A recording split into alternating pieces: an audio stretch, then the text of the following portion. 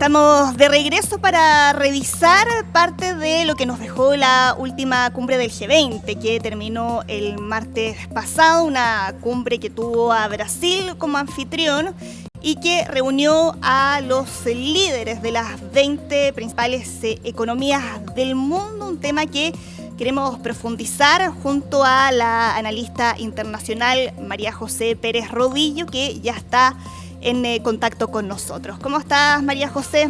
Muy buenas tardes y gracias por acompañarnos aquí en Hoy en el Mundo. Hola, Soledad, muy bien, gracias.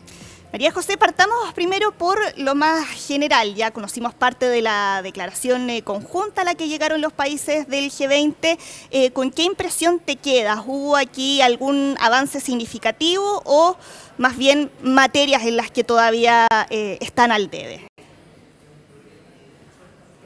Creo que lamentablemente,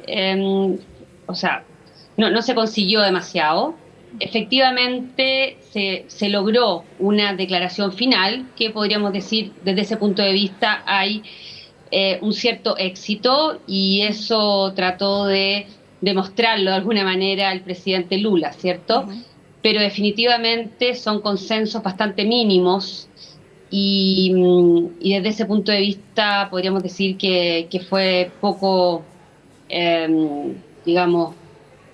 ambicioso, como te decía en un comienzo. O sea, no fue exitoso el resultado finalmente. Y esa falta de éxito, a tu juicio, María José, ¿por dónde pasó? ¿A qué se debe?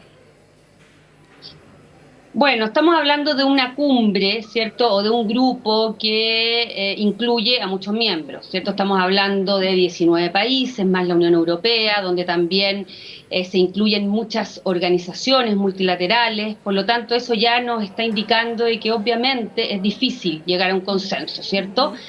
Y por otro lado, estamos hablando de un mundo que está sumamente polarizado. Yo creo que también es muy interesante ver que, de alguna manera, el G20 es una muy buena muestra de lo que ocurre en el mundo, ¿cierto?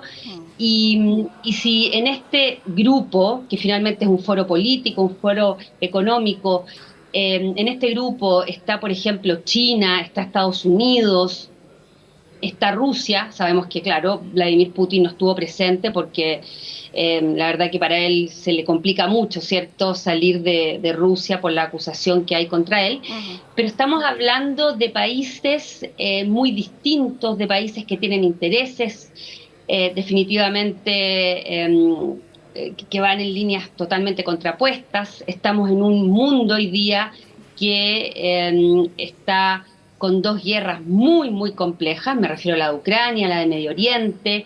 Estamos frente a desafíos complejísimos como es el cambio climático. Por otro lado está el reciente triunfo de Donald Trump.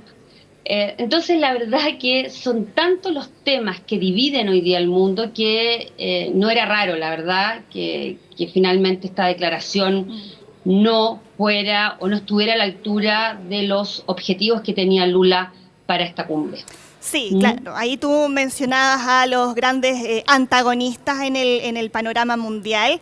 ¿Qué pasa también acá con los actores a nivel regional? A propósito de esta polarización en que tú mencionabas y que en el caso de América Latina creo que es donde quedó más de manifiesto con la tensión que hubo entre el anfitrión, entre Lula da Silva y Javier Milei, ambos con posturas totalmente distintas frente a los principales temas y desafíos que está enfrentando el mundo actualmente. Ahí, ¿cuál es tu mirada?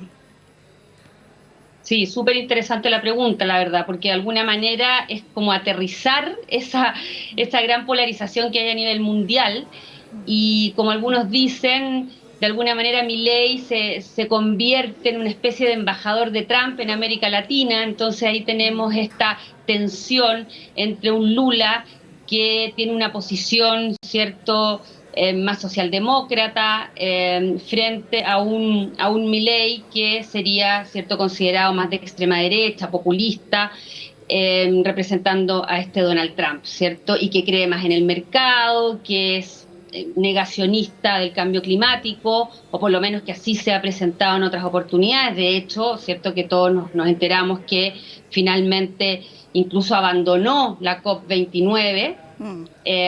Entonces, la verdad que es bien interesante ver lo que ocurrió entre Argentina y Brasil en esta cumbre, pero también hay que decirlo y recordar que finalmente, bueno, Milei estuvo en la cumbre, fue parte de ella, firmó la declaración con una serie de reparos, pero firmó esta declaración.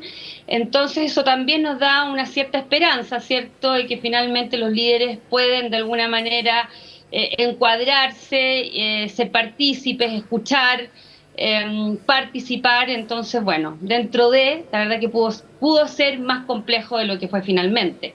Claro. Pero claro, creo que es una buena muestra de cómo está el mundo y en particular cómo está nuestro continente, definitivamente. Perfecto, María José, muchísimas gracias por habernos acompañado aquí en nuestro canal de Chilevisión Noticias. Que tengas una excelente jornada. Muchas gracias, Soledad. Gracias, que estés muy bien. Hasta luego.